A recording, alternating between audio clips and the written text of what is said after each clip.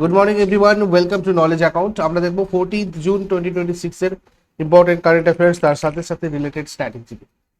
যেমন আজকে প্রথম প্রশ্ন যেটা আমরা দেখবো, 2026 সালের 1 জুলাই থেকে কে ভারতীয় বিমান বাহিনীর নতুন vice chief of the air staff হিসাবে দায়িত্বভার গ্রহণ করতে চলেছে? এয়ার মার্শাল আশুতোষ দীক্ষিত।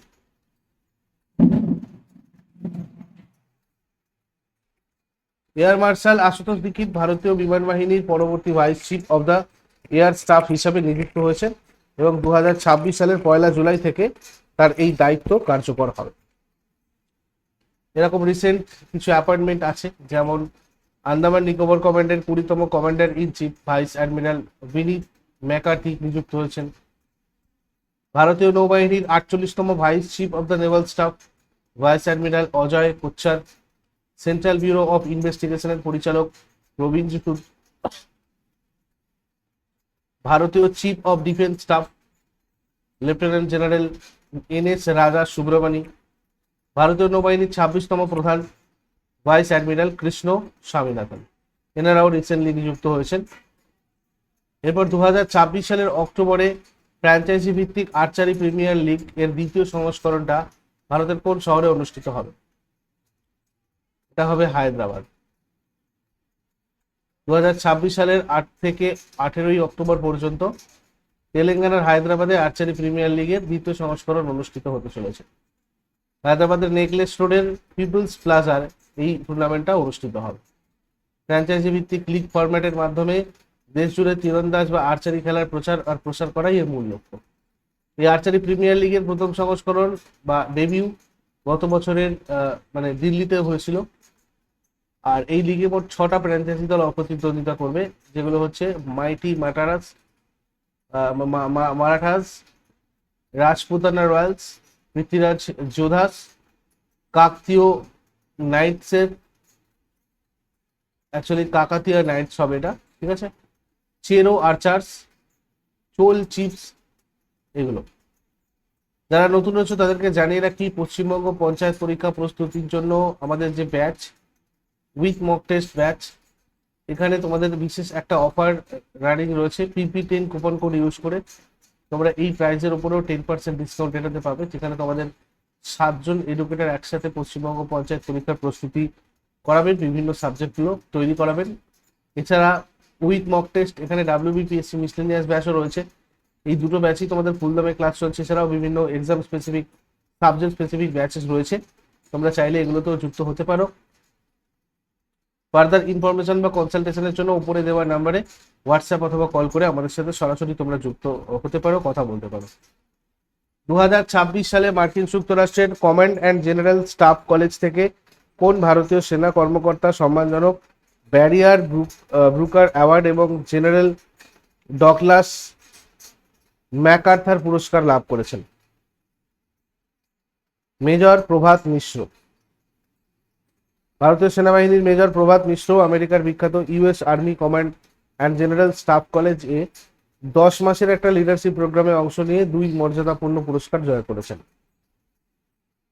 ফোর্ট লিভেনওয়ার্থে অনুষ্ঠিত গ্র্যাজুয়েশন অনুষ্ঠানে তাকে এই সম্মাননা দেওয়া হয়, যেগুলো হচ্ছে ব্যারিয়ার ব্রুকার্স অ্যাওয়ার্ড আর general Douglas MacArthur military leadership writing award. মঙ্গোলিয়ায় উলানবাটরে অনুষ্ঠিত women's Asian individual chess championship 2026-এ নিচের কোন ভারতীয় দাবাড়ু চ্যাম্পিয়ন হয়েছে? সবিতা শ্রীভাস্কর। মঙ্গোলিয়া উলানবাটরে আয়োজিত Asian women's individual chess championship 2026-এ চেন্নাইয়ের 19 বছর বয়সী international master Savitha Sribhaskar champion হয়ে শিরোপা জিতেছেন। 2026 সালের জুনে ফেসবুকের মাদার কোম্পানি মেটা ভারতের কোন বৃহৎ শিল্পগোষ্ঠীর সাথে যৌথভাবে দেশে তাদের প্রথম AI সক্ষম ডেটা সেন্টার তৈরির ঘোষণা করেছে? রিলায়েন্স ইন্ডাস্ট্রিজ। ফেসবুকের মাদার কোম্পানি মেটা ভারতের রিলায়েন্স ইন্ডাস্ট্রিজ এর সাথে অংশীদারিত্বে ভারতে তাদের প্রথম AI সক্ষম ডেটা সেন্টার স্থাপন করার ঘোষণা দিয়েছে। এই অত্যাধুনিক ডেটা সেন্টারটা গুজরাটের জামনগরে নির্মাণ করা হবে, যার প্রাথমিক ক্ষমতা হবে 168 মেগাওয়াট। এই প্রকল্পের মূল উদ্দেশ্য মেটার গ্লোবাল এআই পরিকাঠামো বা ইনফ্রাস্ট্রাকচারকে আরো শক্তিশালী করা এবং একই সাথে ভারতের দ্রুত বর্ধনশীল ডিজিটাল অর্থনীতি আর প্রযুক্তিগত উন্নয়নকে ত্বরান্বিত করা। এরপরে আয়ুষ্মান ভারত যোজনা বাস্তবায়নের মাধ্যমে পশ্চিমবঙ্গ ভারতের কততম রাজ্য বা কেন্দ্রশাসিত অঞ্চল হতে চলেছে? 36তম। ন্যাশনাল হেলথ অথরিটি আর রাজ্য সরকারের চুক্তি স্বাক্ষরের মাধ্যমে পশ্চিমবঙ্গ দেশের 36তম রাজ্য বা কেন্দ্রশাসিত অঞ্চল হিসেবে আয়ুষ্মান ভারত যোজনা চালু করতে চলেছে। এর আওতায় রাজ্যের যোগ্য পরিবারগুলো প্রতি বছর মাধ্যমিক আর উচ্চতর চিকিৎসার জন্য সর্বোচ্চ 5 লক্ষ টাকা পর্যন্ত স্বাস্থ্য বীমার সুবিধা পাবে। আয়ুষ্মান ভারত প্রকল্প 2018 সালের 23শে সেপ্টেম্বর চালু করা হয়েছিল। ভারতের প্রধানমন্ত্রী নরেন্দ্র মোদী ঝাড়খণ্ডের রাঁচি থেকেই উদ্বোধন করেন। 2026 সালের জননার তথ্য অনুযায়ী তামিলনাড়ুতে বিলুপ্ত প্রায় নীলগিরি তাহার এর সংখ্যা কত দাঁড়িয়েছে? 1364টা। 2026 সালের এপ্রিল মাসে পরিচালিত সমন্বিত সমীক্ষা অনুযায়ী বিলুপ্ত প্রায় নীলগিরি তাহার এর সংখ্যা বেড়ে 1364টা হয়েছে, যেটা 2025 সালের তুলনায় 4.68% এবং 2024 সালের তুলনায় 32%-এর বেশি বৃদ্ধি প্রদর্শন করে। তামিলনাড়ুর 14টা বন বিভাগে কেরালা বন দপ্তরের সহায়তায় এই শুমারি চালানো হয়। রিয়েল টাইম ডেটা সংগ্রহের জন্য কৃত্রিম বুদ্ধিমত্তা সম্পন্ন অ্যান্ড্রয়েড ভিত্তিক মোবাইল অ্যাপ্লিকেশন ব্যবহার করা হয়েছে।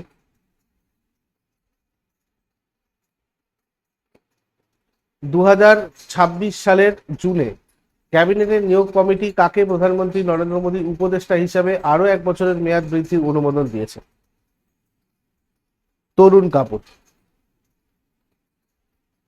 প্রমোদ কুমার মিশ্র প্রধানমন্ত্রীর প্রধান সচিব, অজিত দোভাল জাতীয় নিরাপত্তা উপদেষ্টা, শক্তিকান্ত দাস প্রধানমন্ত্রীর প্রধান সচিব 2PM। 2026 সালের জুনে টাটা অ্যাডভান্সমেন্ট সিস্টেমসের এবং টাটা অ্যাডভান্স সিস্টেমস এবং এয়ারবাসের যৌথ উদ্যোগে তৈরি প্রথম মেড ইন ইন্ডিয়া C295 সামরিক বিমানের সফল পরীক্ষা গুজরাটের কোন শহরে করা হয়েছে? ভাদোদারা। সম্পূর্ণ ভারতে তৈরি প্রথম এয়ারবাস C295 সামরিক পরিবহন বিমানটির প্রথম পরীক্ষামূলক উড্ডয়ন বা টেস্ট ফ্লাইট সফলভাবে সম্পন্ন হয়েছে। গুজরাটের ভাদোদারায় অবস্থিত ফাইনাল অ্যাসেম্বলি লাইন থেকে এই বিমানটা তৈরি আর পরীক্ষা করা হয়েছে। এটা সরকারের মেক ইন ইন্ডিয়া উদ্যোগের একটা বড় অংশ, যেটা দেশের নিজস্ব এরোস্পেস এবং প্রতিরক্ষা উৎপাদন ক্ষমতাকে অনেক দূর এগিয়ে নিয়ে যেতে সাহায্য করবে। ভারতের কোন নিয়ামক সংস্থা অনুমোদিত ভেগান খাদ্যপণ্য সহজে নিশ্চিহ্নিত করার জন্য একটা নির্দিষ্ট ভেগান লোগো বাধ্যতামূলক করার ঘোষণা করেছে? FSSAI।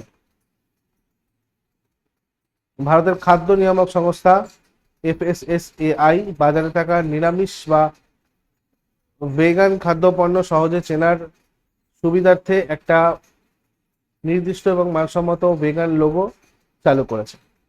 সংশোধিত খাদ্য সুরক্ষা আর মান প্রবিধানের অধীনে 2027 সালের 1 জুলাই থেকে সমস্ত অনুমোদিত ভেগান খাদ্যের প্যাকেটে এই নির্ধারিত সবুজ লোগোটা ব্যবহার করা সম্পূর্ণ বাধ্যতামূলক করা হবে। এই উদ্যোগের মূল লক্ষ্য বাজারে বিভ্রান্তিকর দাবি প্রতিরোধ করা, পণ্যের স্বচ্ছতা বৃদ্ধি করা এবং ভারতে পরিবেশ বান্ধব আর টেকসই খাদ্য পছন্দকে উৎসাহিত করা। এরপর সুইজারল্যান্ডের জেনেভায় আয়োজিত 114তম আন্তর্জাতিক শ্রম সম্মেলন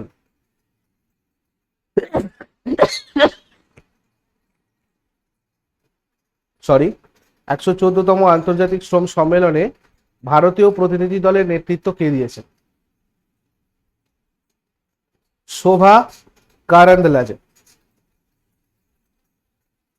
সুইজারল্যান্ডের জেনেভায় অনুষ্ঠিত 114তম আন্তর্জাতিক শ্রম সম্মেলনে ভারতীয় প্রতিনিধি দলের নেতৃত্ব দিয়েছেন কেন্দ্রীয় শ্রম কর্মসংস্থান এবং ক্ষুদ্র কুটির আর মাঝারি শিল্প প্রতিমন্ত্রী শোভা কারান্দালাজে। আন্তর্জাতিক শ্রম সম্মেলন হচ্ছে আন্তর্জাতিক শ্রম সংস্থার বার্ষিক সর্বোচ্চ সিদ্ধান্ত গ্রহণকারী সংস্থা। বিশ্বজুড়ে শ্রম আর শ্রমিকদের অধিকার সংক্রান্ত নীতি নির্ধারণের অনন্য ভূমিকার জন্য এই সম্মেলনকে প্রায়শই শ্রমের আন্তর্জাতিক সংসদ হিসাবে অভিহিত করা হয়। এরপর আগের দিনের হোমওয়ার্ক দেখো, অ্যাশেজ কথাটা ক্রিকেটের সাথে যুক্ত। মহারানীর ঘোষণাপত্র 1858 সালের 1 নভেম্বরে ঘোষিত হয়।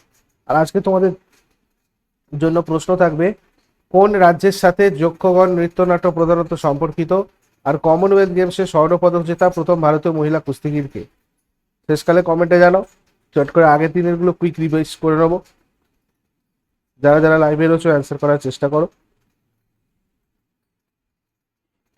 2026 সালের জুনে ভারতের কোন রাজ্য সরকার সরকারি চাকরিতে নিয়োগ এবং কর্মরত কর্মচারীদের জন্য প্রযোজ্য 2 সন্তান নীতি সম্পূর্ণ প্রত্যাহার করে নিয়েছে? মধ্যপ্রদেশ। 2026 সালের মে মাসে ভারতের কোন কেন্দ্রশাসিত অঞ্চলের জলের নিচে মানে tallest human stack under water এবং লার্জেস্ট ন্যাশনাল ফ্ল্যাগ আনফার্লড আন্ডার ওয়াটারের জন্য টানা দুটো গিনেস ওয়ার্ল্ড রেকর্ড তৈরি করেছে? আন্দামান আর নিকোবর দ্বীপপুঞ্জ। 2026 সালের 1 জুলাই থেকে ভারত সরকার গ্রামীণ কর্মসংস্থান নিশ্চিত করতে মনরেগা প্রকল্পের পরিবর্তে নিচের কোন নতুন মিশনটা চালু করতে চলেছে? বিকশিত ভারত গ্যারান্টি ফর রোজগার অ্যান্ড আজীবিকা মিশন গ্রামীণ। 2026 সালের 20 জুন প্রধানমন্ত্রী নরেন্দ্র মোদী কোন শহরে মডিফাইড উড়ান স্কিমের পরবর্তী ধাপের আনুষ্ঠানিক উন্মোচন করতে চলেছেন? কলকাতা। 2026 সালের জুনে কেন্দ্রীয় স্বরাষ্ট্রমন্ত্রী অমিত শাহ ভারতের স্থল সীমান্তগুলোতে পণ্য আর যাত্রী চলাচল ডিজিটাল করতে কোন পোর্টাল বা সিস্টেমের উদ্বোধন করেছেন? এলপিএমএস বিনিময়। 2026 সালের জুনে ফিচ রেটিংস 2026-27 অর্থ বছরের জন্য ভারতের জিডিপি বৃদ্ধির পূর্বাভাস কমিয়ে কত শতাংশ নির্ধারণ করেছে? 6.4%। কে ICAR national academy of agricultural research ম্যানেজমেন্টের নতুন ডিরেক্টর হিসাবে নিযুক্ত হয়েছে? রামান মীনাক্ষী সুন্দরম। 2026 সালে মঙ্গোলিয়ায় অনুষ্ঠিত উলান বাটর ওপেন কুস্তি প্রতিযোগিতায় ভারতীয় পুরুষ ফ্রিস্টাইল দল সর্বমোট কতগুলো স্বর্ণপদক জিতেছে? 2টি। 2026 সালের জুনে সফলভাবে উৎক্ষেপণ করা H-3 রকেট নিচের কোন দেশের পরবর্তী প্রজন্মের ফ্ল্যাগশিপ মহাকাশযান? জাপান।